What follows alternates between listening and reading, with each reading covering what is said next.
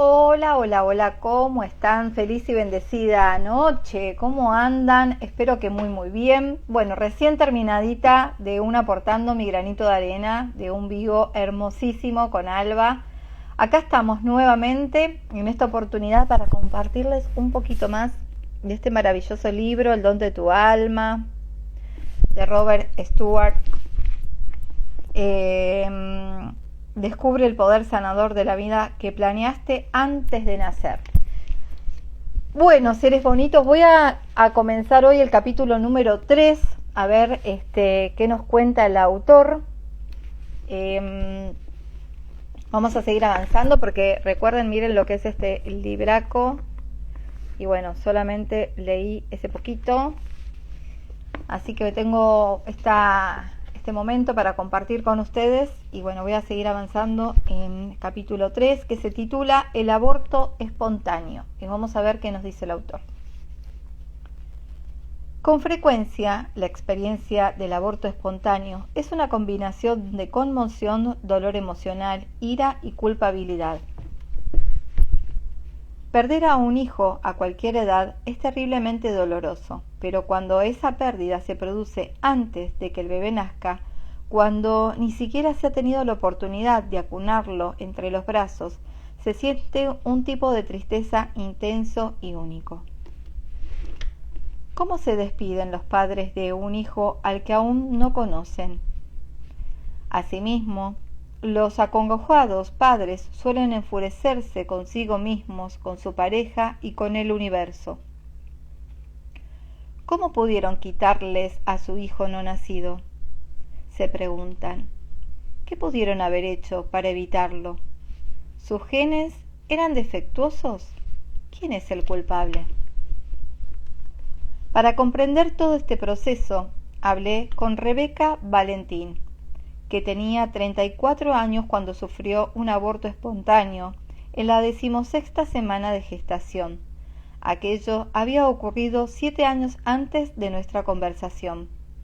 Aunque había superado desde hacía mucho tiempo la fase del dolor emocional agudo, ya sabía, gracias a nuestros contactos anteriores, que Rebeca aún tenía un duelo y una culpabilidad sin resolver, y que todavía no se había perdonado a sí misma. Supe después que ese perdón a sí misma había sido una lección con la que había luchado en vidas anteriores, que la había traído a su vida actual para sanarla y que ahora luchaba de nuevo con ella. Cuando descubrí que Rebeca no se había perdonado totalmente, 7 años después de sufrir el aborto espontáneo, pensé que sería muy importante reflejar su historia en este libro. En este momento de la evolución humana, nosotros, como almas, deseamos sanar, de una vez por todas, esos antiguos problemas con los que hemos luchado durante milenios. Al igual que Rebeca, muchas personas tienen una lección especial que no pudieron aprender en vidas anteriores y por ello tratan de resolverla ahora. Cuando vemos estas lecciones en nuestras vidas o en las vidas de otras personas, resulta útil mirarlas con compasión, amor, paciencia y respeto, recordando que solo los valientes acuerdan, antes de nacer, enfrentarse a las heridas de sus almas y sanarlas. Rebeca. Rebeca es madre de 4 hijos: Max, de 13 años, Tucker, de 10, Tavia, de 7 e Isabela, de 5. Ella y su pareja, Wes, crían a su familia en un pequeño pueblo del norte de Colorado. El antiguo marido de Rebeca es el padre de los varones. Wes es el padre de las niñas. Calvin, el bebé que murió, habría nacido después de Tavia y antes de Isabela. El aborto espontáneo ocurrió el 11 de junio de 1999. El embarazo de Rebeca había ido muy bien hasta aquella mañana, cuando comenzó a sangrar. «Vamos a perder este bebé», le gritó a Wes. Este llamó rápidamente a un amigo de la familia, quien se llevó a todos los niños. «Entré en el baño», dijo Rebeca, y Calvin salió. lo tenía en la mano, muy diminuto, con el pulgar en la boca. Era como tener a un bebé vivo, pero en miniatura. Lo envolvió en una toalla de mano y lo envolví en una toalla de mano y lo llevé a la cama conmigo. Estaba aturdida, me sentía como si caminara en el agua. Estaba allí, sentada, sujetando a Calvin, simplemente mirándolo. Aunque sabía que estaba muerto, sentía una increíble necesidad de protegerlo. Trataba de limpiarle la sangre, cuidándolo como si estuviera vivo, pero el cerebro no piensa de manera lógica, de hecho, no piensa en absoluto. Rebeca regresó al dormitorio, donde empezó a sangrar profundamente. Corrió de nuevo al baño y se desmayó de un modo tan repentino que se golpeó la cabeza con la tapa del water.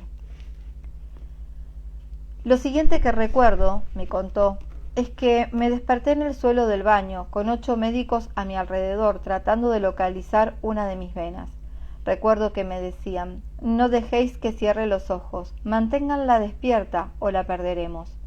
Lo raro es que podía ver la parte superior de sus cabezas y podía verme a mí misma tirada en el suelo. Recuerdo que tenía mucho frío, como si no pudiera sentir los brazos o las piernas. Y también recuerdo esa sensación de querer estar quieta y abandonarme. Era consciente del hecho de que el bebé había muerto. Rebeca veía a los médicos desde su punto de vista, en el techo del baño. Entonces distinguió a Wes en la entrada, aterrorizado. ¿Qué les pasaría a mis hijos?, pensó. Van a dividir a mi familia, y con ese pensamiento volvió repentinamente a su cuerpo. A partir de ese momento dejé de ver a esas personas desde arriba. Estaba en el suelo, mirando al cielo raso. Recuerdo haberles dicho que consiguieran una aguja mariposa porque mis venas son pequeñas. Sabía que si utilizaban una aguja grande no encontrarían ninguna vena, ya que todas ellas estaban colapsadas. Nadie me escuchaba.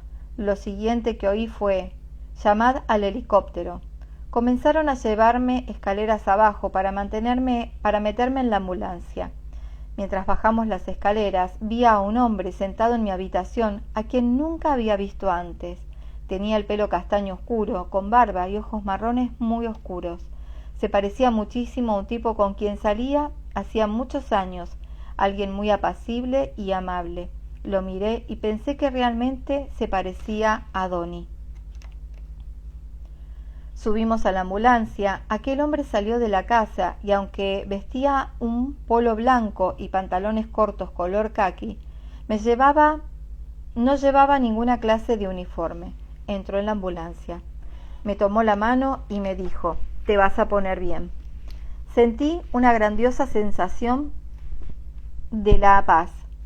Le creí completamente, al 100%. Le dije: «Necesito una aguja pediátrica», me respondió. «Lo sé». Encontró una vena en el primer intento y me enganchó al gota a gota.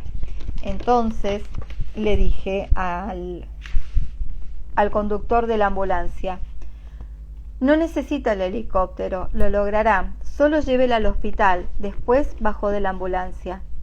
Había 2 personas en el asiento delantero de la ambulancia y un médico y yo estábamos en la parte trasera. Uno de ellos preguntó: «¿Quién era ese?». Otro dijo: «Creí que era parte del equipo del helicóptero». Y el primero que había preguntado añadió: «Yo creí que era parte de tu equipo». Hasta donde pude entender, había 3 equipos diferentes: el departamento de bomberos voluntarios, el del helicóptero y los médicos del hospital.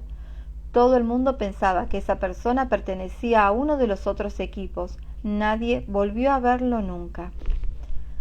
La ambulancia llevó inmediatamente a Rebeca al hospital, donde la estabilizaron y le informaron que su bebé había muerto de encefalocele, una anomalía en la parte alta del cuello que impide que la espina dorsal se conecte con el tronco encefálico. Después le indicaron que la placenta se le había roto y había estado a punto de desangrarse. El doctor me dijo: «El bebé murió hace poco», recordó Rebeca. «Hace 3 semanas», le confirmé. «¿Cómo lo sabe?», preguntó. «Porque lo sentí». Había estado pintando en la habitación de los niños y había movido un bloque de cemento. Sentí que algo ocurrió y tuve una horrible sensación de temor. Pensé, mi bebé acaba de morir. Rebeca llevó a Calvin a casa y mantuvo su cuerpo en hielo hasta que pudo realizar los trámites para incinerarlo. Le pedí que me hablara más acerca de los sentimientos que experimentó ese día. El primer pensamiento que tuve mientras sostenía a Calvin en mis manos fue: Dios mío, lo siento tanto. Recuerdo haberme sentido increíblemente conmocionada. Allí estaba, mirando a un bebé tan bien formado. Parecía que sí hubiera podido hincharlo hasta que alcanzara un tamaño más grande, habría sobrevivido. Me horrorizaba el hecho de no haber podido mantenerlo seguro y también sentía una gran culpabilidad. Ha sido la pérdida más tremenda que he sentido jamás en toda mi vida.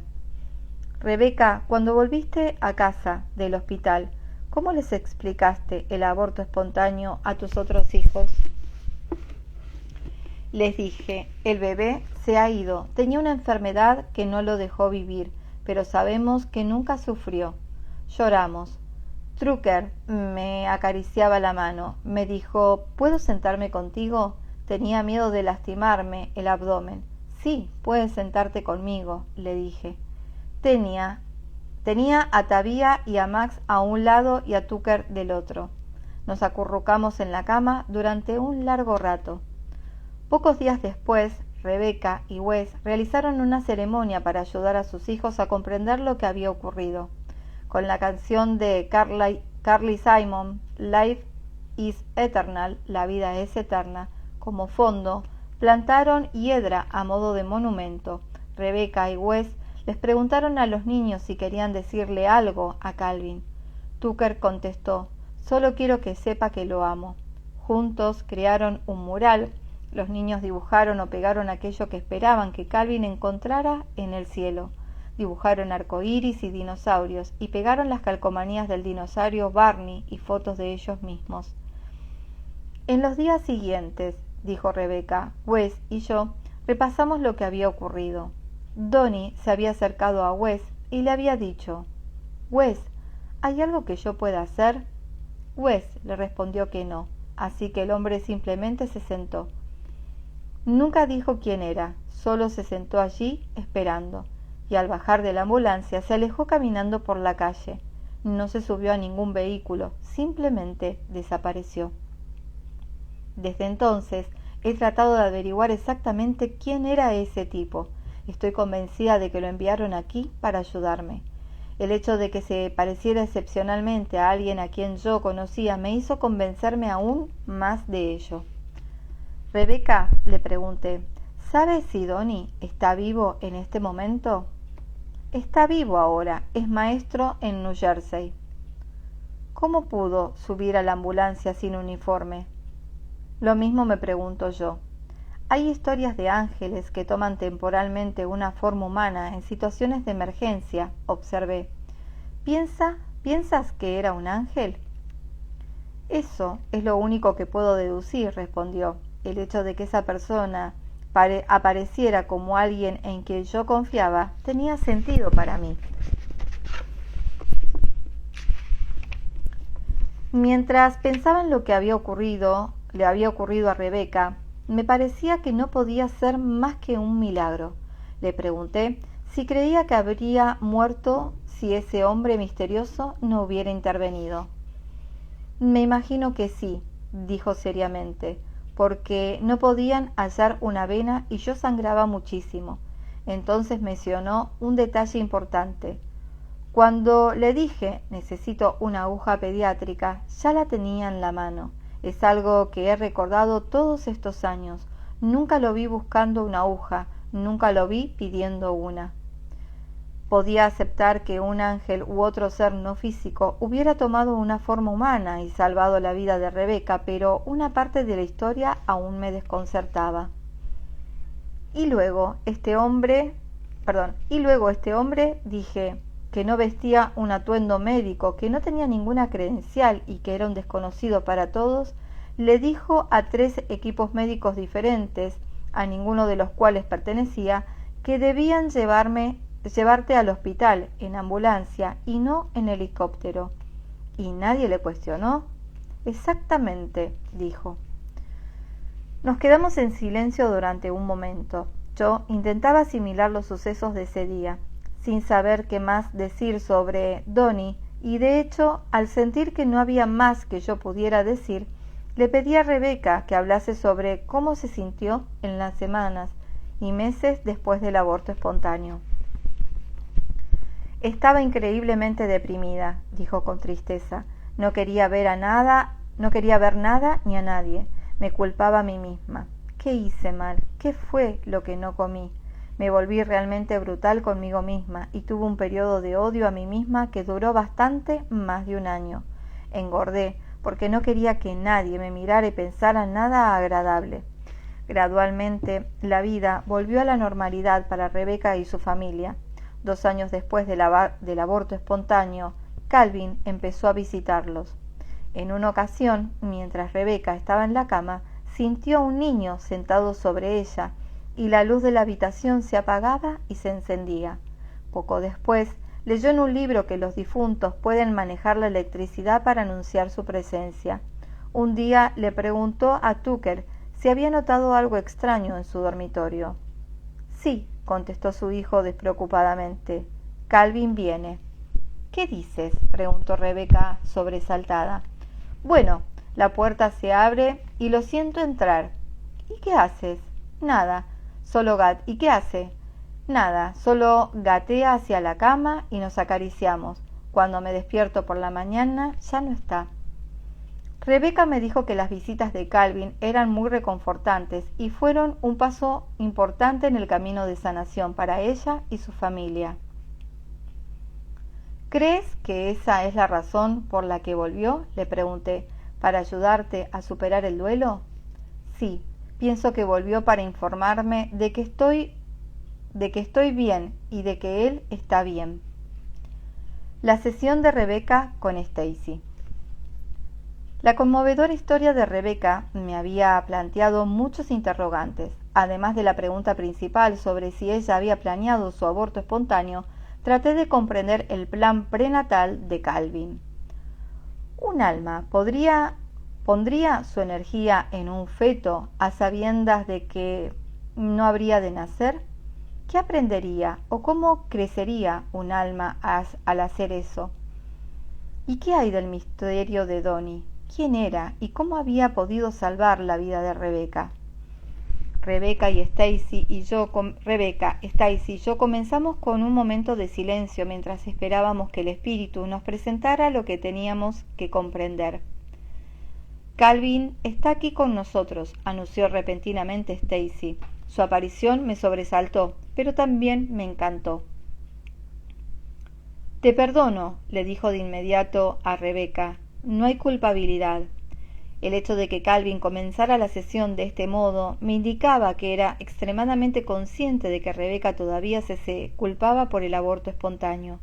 Con frecuencia suponemos que nuestros seres queridos están tan ocupados con su nueva vida en el espíritu que no se percatan de cómo nos sentimos o de lo que ocurre en nuestra vida.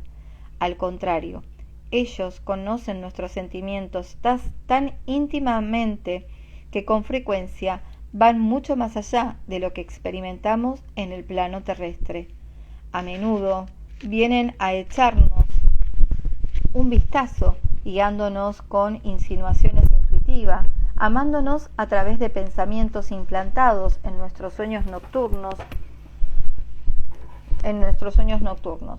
Como pronto descubriríamos, las palabras de Calvin se referían no solo al aborto espontáneo, sino también a otra vida en la que él y Rebeca habían estado juntos. Ahora veo imágenes de una vida anterior, anunció Stacy. Veo una instalación militar en algún territorio de Estados Unidos en la primera década de 1800. Veo hombres uniformados. Calvin es un soldado en esa vida y Rebeca, tú también eras soldado. Tú eras su superior. Había un oficial con un rango mayor que el tuyo, pero viajaba a menudo y en esas ausencias tú te hacías cargo del fuerte.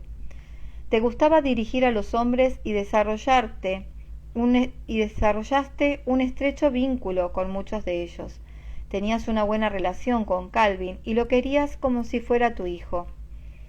Veo una situación justo fuera del fuerte, de lucha, y veo cómo los soldados tratan de mantener la puerta cerrada. Los están invadiendo y ellos tratan de impedir que los indios entren.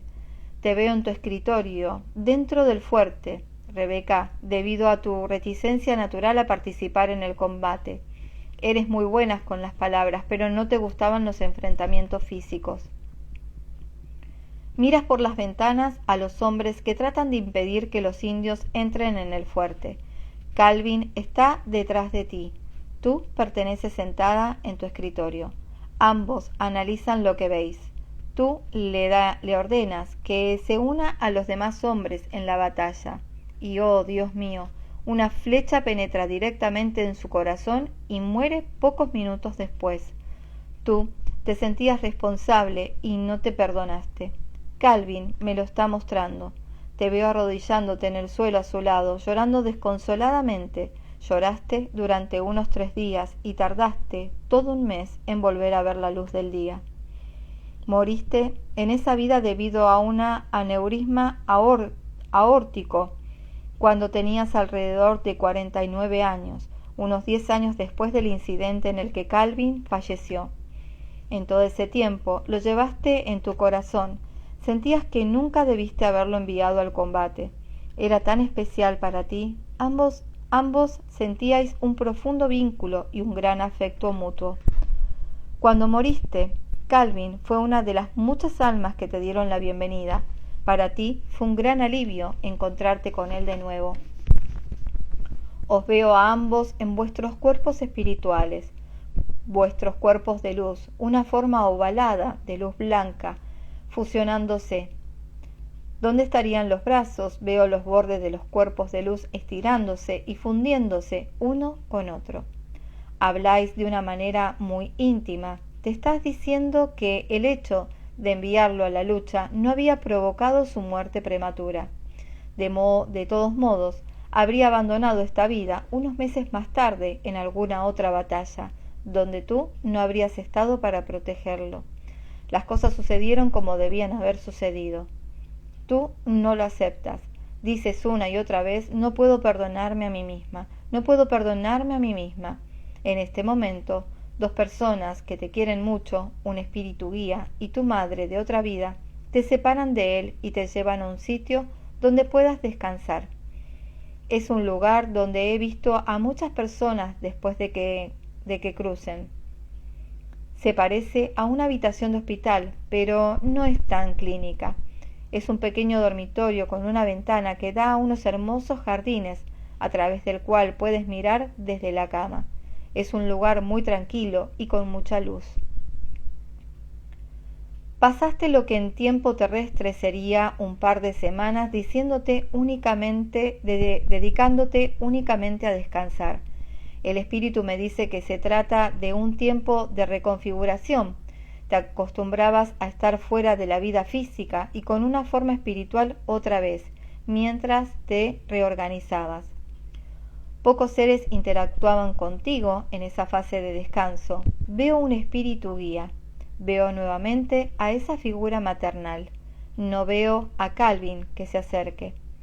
Distingo a otros 2 seres, una figura paterna y alguien con quien consideras un hermano. Te visitan brevemente de uno en uno, con una caricia para darte consuelo.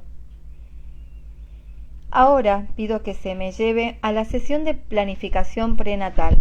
Lo primero que veo es una alfombra pequeña y verde en medio de un suelo de madera. En una de las paredes hay una ventana rectangular, en otra una mesa con un arreglo floral. Hay otras 2 paredes que tienen, a falta de una palabra más adecuada, monitores. En las pantallas aparecen imágenes de tu vida anterior más reciente y de otras vidas pasadas. Estabas sola con tu espíritu guía antes de que entrara el resto del grupo de tu alma, observando con ellos tus vidas anteriores en esas pantallas. Hablasteis acerca de los temas kármicos en los que habías estado trabajando en esas vidas anteriores.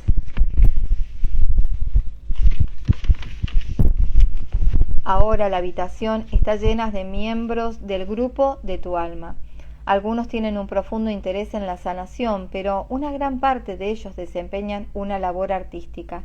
Me dicen que aproximadamente un tercio de tu grupo de alma se hallaba en una encarnación física en el momento que hacías tu propia planificación prenatal. Ese tercio está formado principalmente por maestros. Por lo tanto, tu grupo de alma está constituido por sanadores, artistas y maestros. Hablas sobre lo que te gustaría trabajar en esta vida. Piensas que en tu última vida avanzabas por el camino hacia la independencia emocional. No lo lograste, pero sin duda pasaste suficiente tiempo a solas para aprender a ser un mejor recurso para ti misma. Deseabas continuar en esa línea. Hablas con un espíritu guía de apariencia masculina. Es más alto que tú y lleva una túnica de color crema. Tiene el pelo y barba oscuros, pero su piel es clara. Te deja hablar y solo asiente con la cabeza y pronuncia algunas palabras. No te estoy viendo como el cuerpo espiritual que vi cuando saliste de aquella vida. Ahora tienes piernas y brazos y luces la capa de la personalidad que poseerás en tu vida actual. Ya has seleccionado a tus padres y sabes qué aspecto mostrarás. Le dices a tu espíritu guía que hay elementos de algunas vidas pasadas que te gustarían mucho y que deseas incorporar en esta vida. Uno de ellos es el amor por la naturaleza. Quieres estar en un lugar en el que hayan grandes superficies de campo abierto. Caminas hacia la alfombra verde y te sientas en un extremo. Llega un segundo espíritu guía y coloca sobre ella lo que parece un tablero de juegos. En ese momento está vacío, casi por completo, pero comienza a llenarse de líneas conforme vas planeando tu vida. Veo a alguien que parece mayor, como una figura paterna, sentado frente a ti, de unos 45 o 50 años de edad, caucásico, con el cabello oscuro y entrecano en las sienes. En ciertos momentos ocupa totalmente el manto de la personalidad y en otros se disuelve y puedo ver el cuerpo espiritual subyacente. Esto sucede especialmente con la mitad inferior de su cuerpo, como si le resultara difícil adaptarse a la representación física de su forma. Se me dice que esto ocurre porque esta alma ya tiene una forma corpórea. Por lo tanto, no está ahí en el tiempo entre vidas como tú, sino en forma astral, mientras su forma física duerme. Es alguien que representa un maestro para ti, alguien a quien conociste cuando tenías unos 5 años de edad. Era como un tío en ese momento. Estás describiendo a Ted Rotter, que era mi vecino de al lado, en la casa a la que me mudé cuando tenía 3 años y medio, explicó Rebeca. Mi padre era un hombre muy distante y frío, no tenía mucho en común con los niños. El señor Rotter y su esposa eran unas personas muy amables. Siempre venían a nuestra casa. Me recogían y me llevaban en su camión y me compraban golosinas. Cuando teníamos una fiesta en nuestra casa, se escabullía para traernos comida a mi hermana y a mí, porque se nos prohibía salir de nuestra habitación. Siempre me cuidaba, hasta el día en que nos mudamos, cuando yo estaba en 6º curso. Fue para mí como un padre. Era un hombre grande y fornido, con pelo oscuro y sienes entrecanas, como lo describes.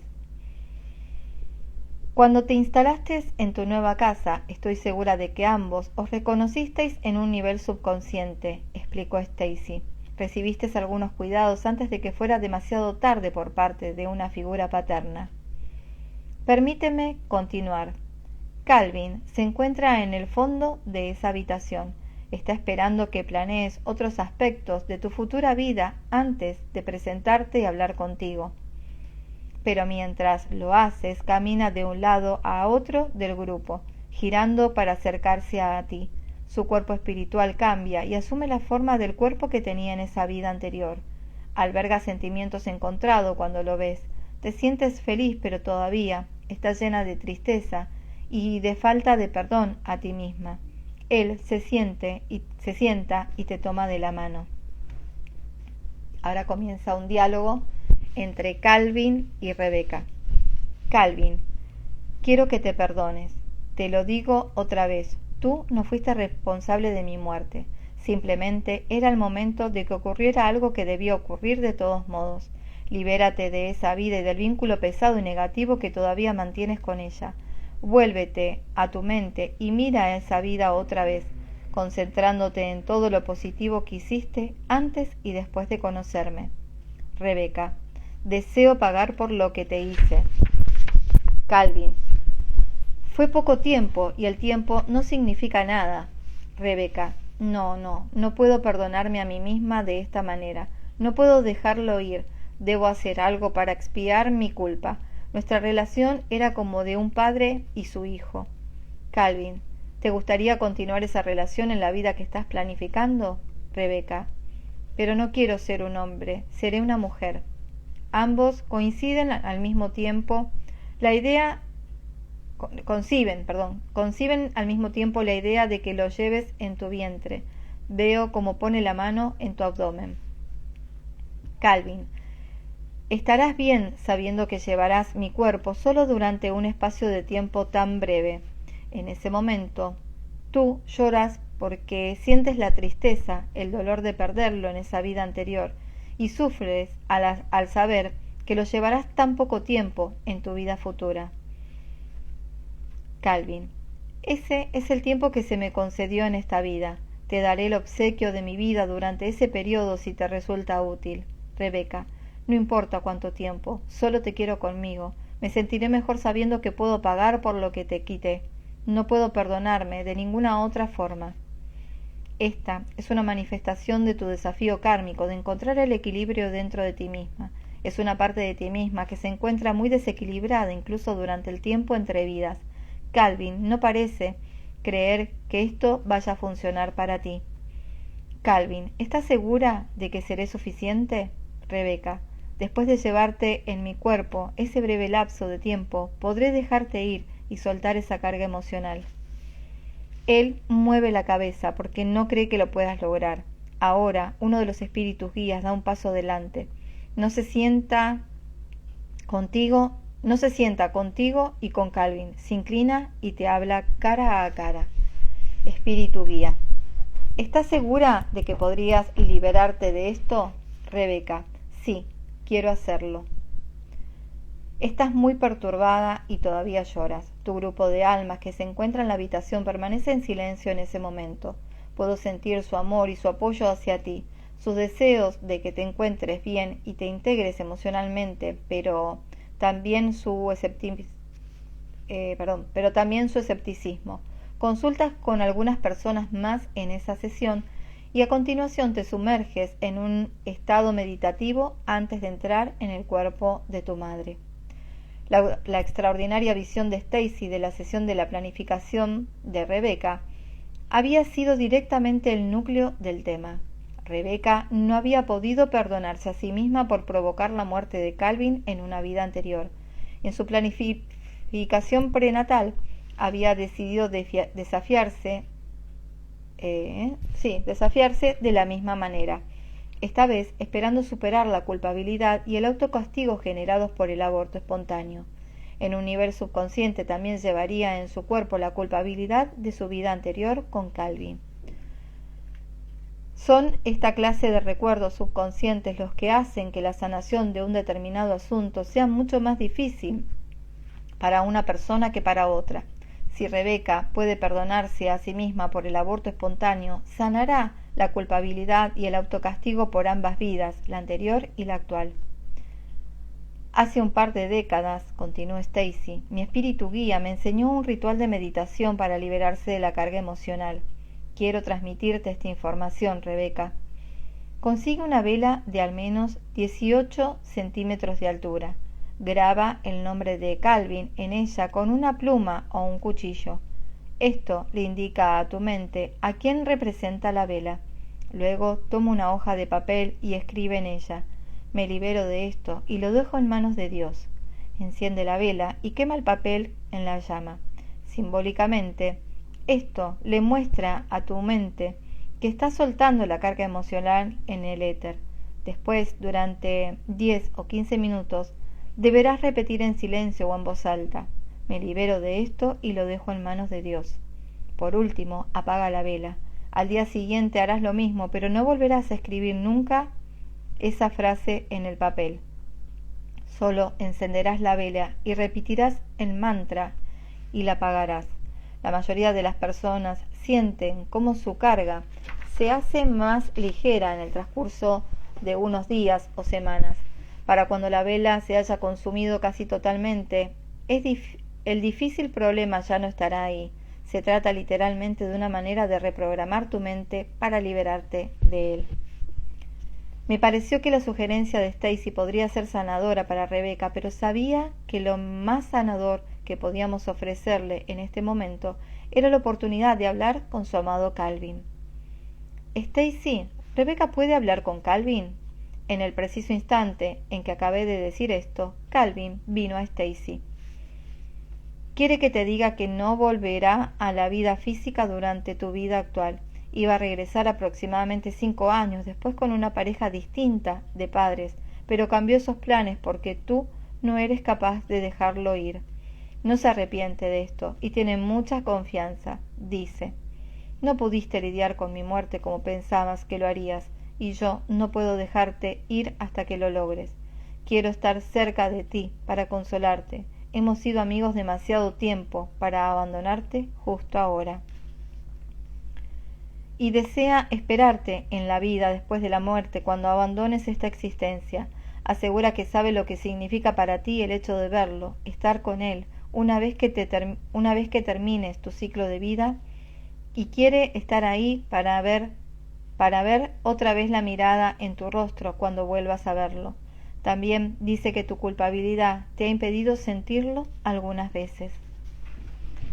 Solo quiero que Calvin sepa cuánto lo amo, dijo Rebecca en voz muy baja.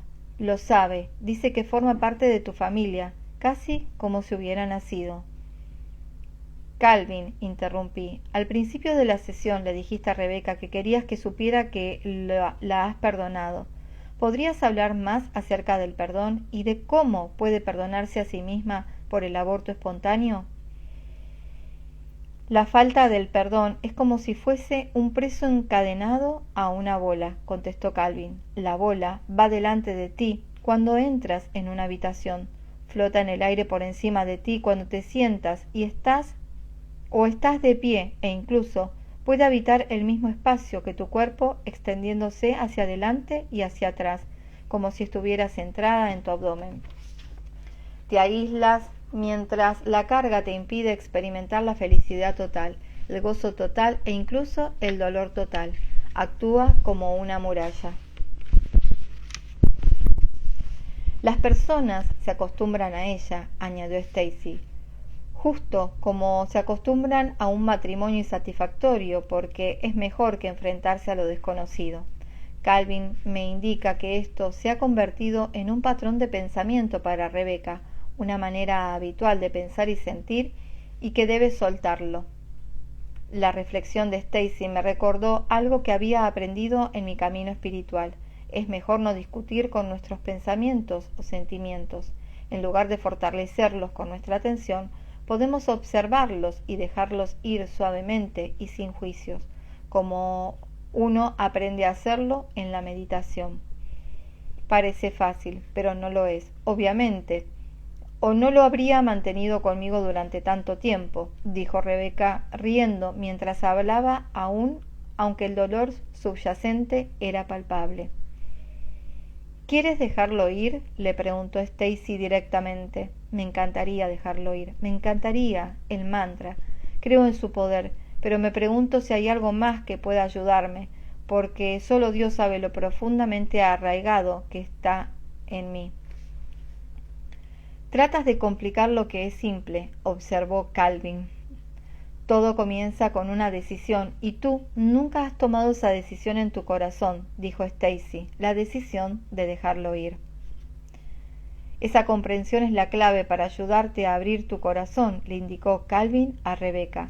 Nunca es fácil liberarse de algo, pero la vida es realmente un don y haber estado vivo, independientemente de cuánto tiempo haya durado, es algo estupendo.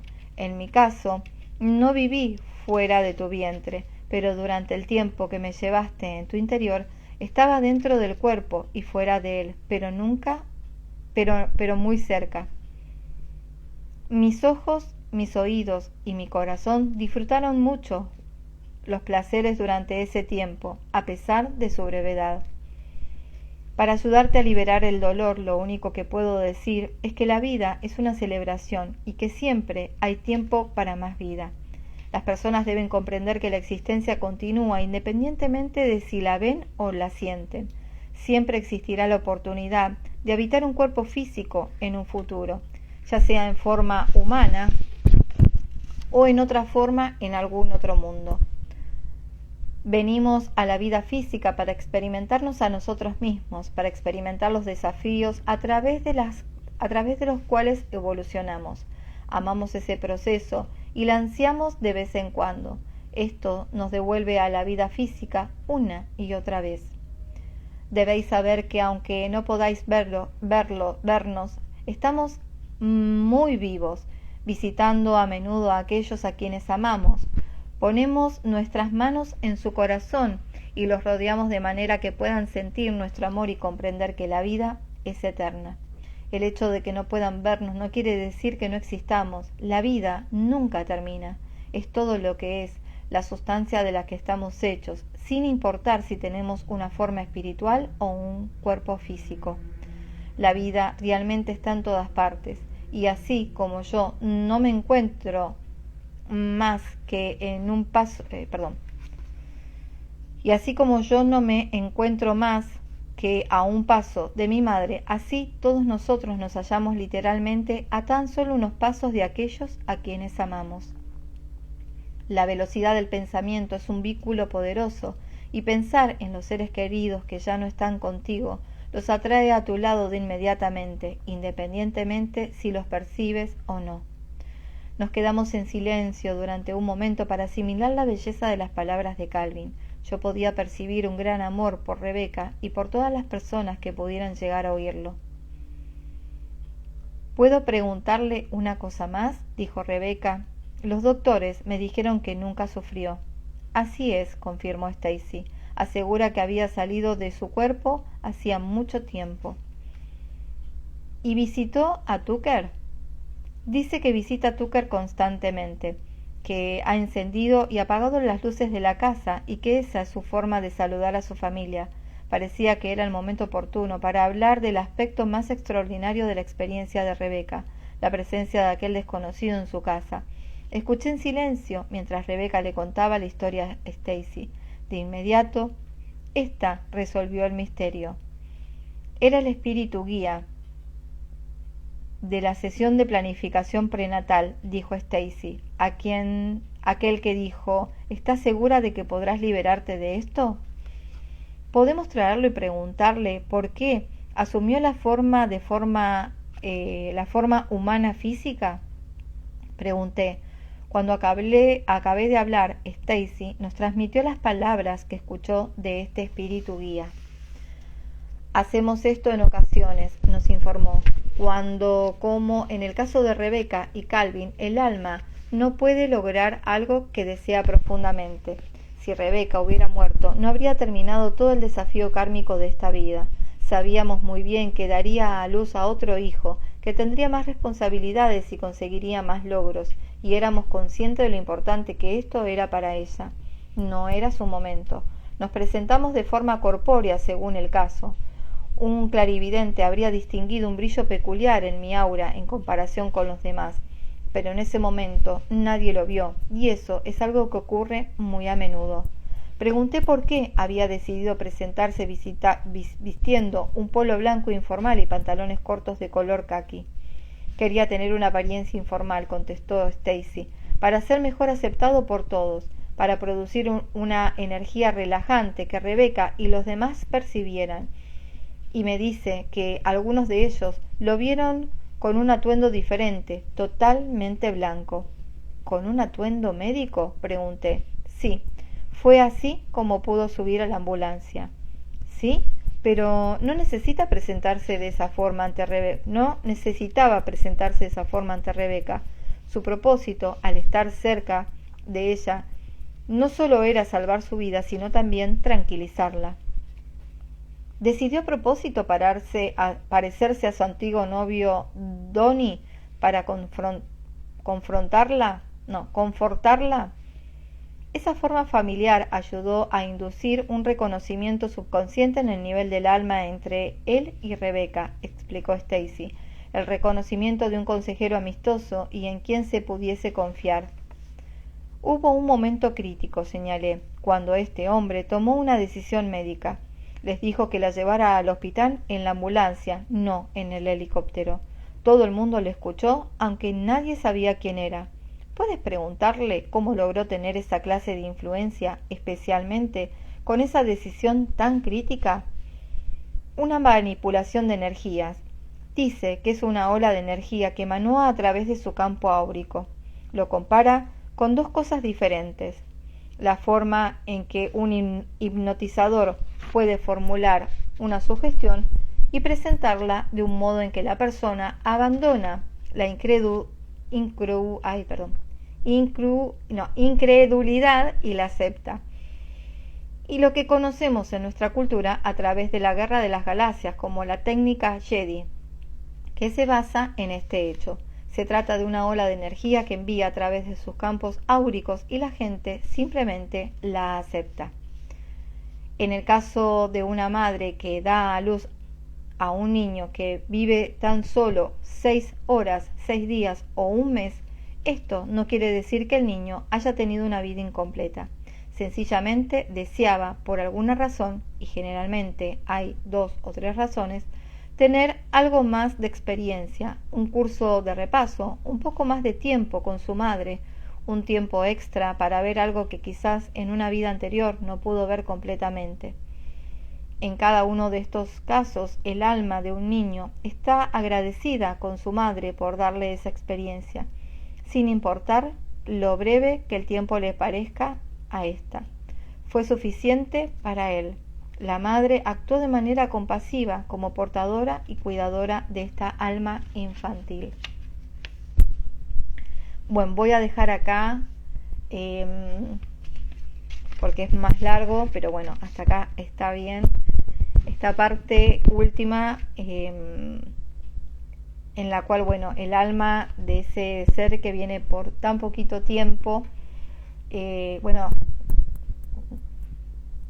ya lo había comprendido con la lectura del otro libro de este autor, que es El plan de tu alma. Y a mí miren, ahora lo estoy haciendo consciente. ¿Saben por qué di con el libro El plan de tu alma? No puedo creer, lo estoy haciendo consciente ahora. Porque yo estaba en el diplomado de descodificación biológica por el 2020, y en una de las charlas con las tutoras, con las profesoras y ahí compañeros, yo hablé de qué pasaba. Estábamos viendo toda la parte de, digamos, de sintomatología, y estábamos hablando de los abortos, ¿no? Y yo en ese momento ya había pasado por 3 abortos espontáneos, uno antes de mi hijo mayor y 2 anteriores, aunque uno muy poquito tiempo, o sea, ni una semana, pero bueno, yo tuve un test positivo, con lo cual lo tomo como que son 3, y el anterior en el cual, me anunciaron cuando me fui a hacer la ecografía a las 12 o 14 semanas que estaba detenido el embarazo. Entonces, había preguntado qué pasaba, ¿no? ¿Qué sucedía con esas almas? ¿Por qué elegían esas almas venir por tan poquito tiempo? No sé si hablaba con esta expresión que lo estoy diciendo ahora. pero yo quería entender de algún modo esa vivencia, ¿no? Porque algunas mujeres experimentamos eso. Y si bien es algo natural y demás, quería como entenderlo un poco más. Y ahí, en el 2020, hay una compañera en el chat del Zoom, me recomienda El plan de tu alma, el otro libro de Robert Stuart, el anterior a este. Y bueno, cuando leo ese libro en el 2020 es que a mí me ayudó muchísimo a comprender esas pérdidas, me trajo como mucha luz, ¿no? El entendimiento, me trajo como mucha claridad. Comprendí también mucho mejor el tema de la muerte, que no es tal, es un traspaso, que el alma es eterna e infinita. Bueno, ahí es como que empecé a hacer todo como un cambio de chip en el 2020 gracias a ese otro libro, El plan de tu alma, que si lo quieren escuchar ya lo leí hace 2 años, está en mi canal de YouTube. Bueno, gracias a esa vivencia, ¿no? Y ese dolor que todavía tenía como muy arraigado, si bien no es que me la pasaba hablando de eso, o sea, quería como entender por qué se vivencia una situación así o qué es lo que viene al alma a experimentar, y bueno, y ese libro me trajo las respuestas.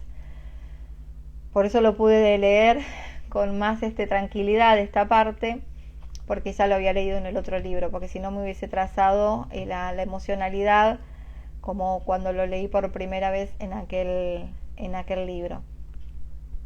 Por eso, seres bonitos, yo creo que tanto El plan de tu alma como El don de tu alma realmente son libros que nos liberan de los sufrimientos. El dolor, como bien dicen, es inevitable, ¿no? Pero el sufrimiento sí que lo podemos evitar. ¿Y cómo lo evitamos? Con este tipo de información, comprendiendo las cosas desde algo más profundo, si es que ustedes eligen creer en las reencarnaciones. Clau, te abrazo, hermosa. Así que bueno, ojalá que les haya traído como luz, como más amorosidad a los procesos, sea cual sea que estén viviendo, sepan que esto lo hemos diseñado, que hemos elegido esos actores, hemos elegido esas vivencias, y que si las hemos elegido es porque tiene que estar dentro de nuestro plan de evolución de alma, ni más ni menos. Entonces no nos enojemos, no culpemos, no nos castiguemos, seamos amorosos con nuestro proceso, pero también con el proceso de los otros. Y sepan de que todo se está dando bajo ese plan perfecto, de que no hay errores en realidad, aunque lo parezca. No hay injusticias, no hay culpables, Dios no es castigador, no me vino tal o cual enfermedad porque fui mala persona o porque... No. Elijan creer lo que quieran, en realidad simplemente es una sugerencia. Entonces creo que desde esta humilde sugerencia podemos vivir como más tranquilos y en paz. Eso, años castigándome, claro, Clau, te comprendo. Yo nunca me sentí culpable en realidad. Sí me causó mucho dolor la pérdida, ¿no? Una era como muy, muy jovencita y como que, bueno, creo que no fui consciente ni siquiera de la magnitud de esa pérdida. Pero ya el otro, el que estuvo casi 3 meses y piquito conmigo, y aparte, bueno, no toda la parte hormonal, la panza un poquito crecida, los pechos ya, bueno, y después que todo eso no siga, fue fuerte. Pero bueno, agradezcamos, honremos a esos seres, podemos hacer, ¿por qué no?, este ritual, ¿no? Este acto psicomágico para liberar a esas almitas, para agradecerles y honrarlas, y para dejarlas que sigan su camino, ¿no? Porque fíjense cómo queda si no ahí atrapado en el sufrimiento de la mamá. Entonces liberémoslas, que puedan, si quieren, volver a elegir otra familia o vivir otra experiencia. Creo que eso sí es realmente un acto de amor. Así que bueno, seres bonitos, gracias, gracias, gracias. Hola Adri, ahí está mi hermana, creo que está, a veces, ahí está, todavía estás. Bueno, hola, gracias Vero, gracias Karina, gracias Clau, gracias Adri. Nada, recuerden que pueden compartir, no saben a quién podemos ayudar con este libro y con esta información que realmente a mí me ha traído mucha, mucha paz. Espero que a ustedes también. Bueno, ahora sí, me voy a descansar. Hola hermana hermosa. Bueno, después mañana hablamos. Les mando un beso y un abrazo enorme, enorme, enorme, enorme. Y bueno, feliz noche, feliz descanso. Nos vemos. Chau, chau.